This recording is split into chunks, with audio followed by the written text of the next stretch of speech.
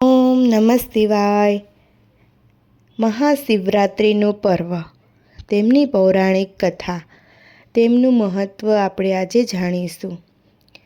શિવરાત્રિ એટલે ભગવાન શંકરને સમર્પિત દિવસ, એટલે મહાશિવરાત્રિનો દિવસ.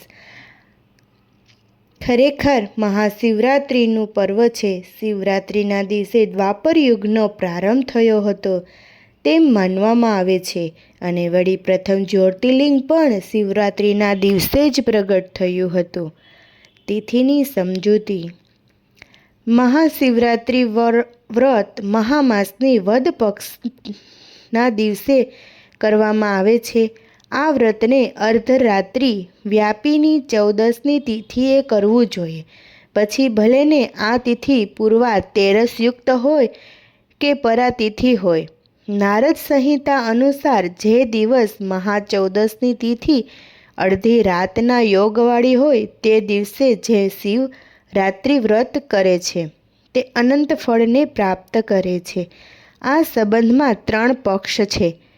પહેલું 14મી પ્રદોષ વ્યાપિની, બીજું નિશિત અર્ધરાત્રિ વ્યાપિની અને ત્રીજું ઉભય વ્યાપિની. વ્રતરાજ નિર્ણય સિંધુ તથા ધર્મ સિંધુ વગેરે ગ્રંથો અનુસાર નિશિત વ્યાપિની 14 તિથિનો જ સ્વીકાર કરવામાં આવ્યો છે.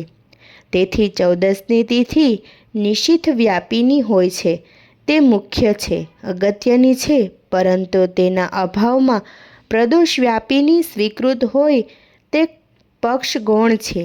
આ કારણે પૂર્વા યા પરા એ બંનેમાં જે પણ નિશિત વ્યાપિની 14મી તિથિ હોય તેમાં જ વ્રત કરવું જોઈએ.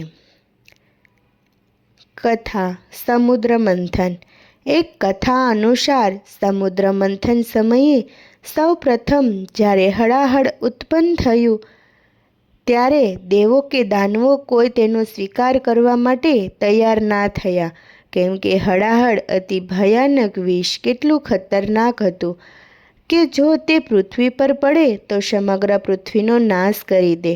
જ્યારે તે હળાહળનું શું કરવું તેવો પ્રશ્ન દેવોએ વિષ્ણુને પૂછ્યો ત્યારે ભગવાન વિષ્ણુએ કહ્યું કે તેઓ શિવજીનો સંપર્ક કરે, અને શિવજીનો સંપર્ક કરતા તેમણે જીવ માત્ર તરફથી અનુકંપાને કારણે તે હળાહળ પી લીધું. આ ઘટના સાથે શિવરાત્રિને જોડવામાં આવે છે. પ્રલય.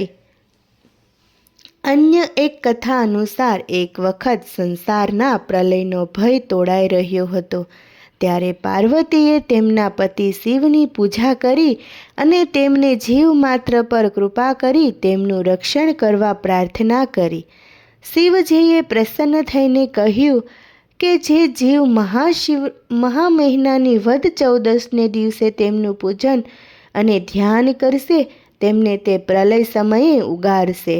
આ મહાશિવરાત્રિનું મહત્વ અનેરું છે. શિવની પ્રિય રાત્રિ. સૃષ્ટિનું સર્જન કાર્ય પૂર્ણ થયા એક વખત પાર્વતીએ શિવને પૂછ્યું કે તેમનો પ્રિય દિવસ કયો છે. ત્યારે શિવજીએ કહ્યું કે મહાવદ તેરસ, અને શિવની આ પસંદગીની જાણ પાર્વતીએ તેમના સહચરો અને અન્ય દેવતાઓને કરી અને કાળક્રમે મનુષ્યોને પણ તેની જાણ થઈ. શિવની આરામની રાત્રિ. ઓછી પ્રચલિત એક કથા મુજબ શિવરાત્રિ એ સમયે છે જ્યારે ભગવાન શંકર આરામ કરે છે. શિવજી રાત્રિના એક પ્રહર 3 કલાકના ગાળા માટે આરામ કરે છે. આ એક પ્રહરને મૂળ શિવરાત્રિ ગણવામાં આવે છે. જ્યારે શિવ આરામ કરે છે ત્યારે શિવ તત્વ શાંત થઈ જાય છે, એટલે કે ભગવાન ધ્યાનાવસ્થામાં ગરકાવ થઈ જાય છે. શિવનો આ ધ્યાનાવસ્થાનો સમય એવો સમય છે જ્યારે શિવ પોતાની આધ્યાત્મિક ક્રિયા કરે છે, અને આ સમયગાળા દરમિયાન શિવ તત્વ કોઈ તમોગુણનો સ્વીકાર કરતા નથી, અને નથી તો વિશ્વમાંથી આવતું કોઈ હળાહળ સમુદ્ર મંથન દરમિયાન નીકળતું વિષ સ્વીકારતા. પરિણામે આવી નકારાત્મક શક્તિઓનું પ્રમાણ તે સમયે વધી જાય છે અને તેના પ્રતિકારક માટે બિલ્વપત્ર ધતુરાના પુષ્પ, રુદ્રાક્ષ વગેરે પદાર્થો શિવને અર્પણ કરવામાં આવે છે.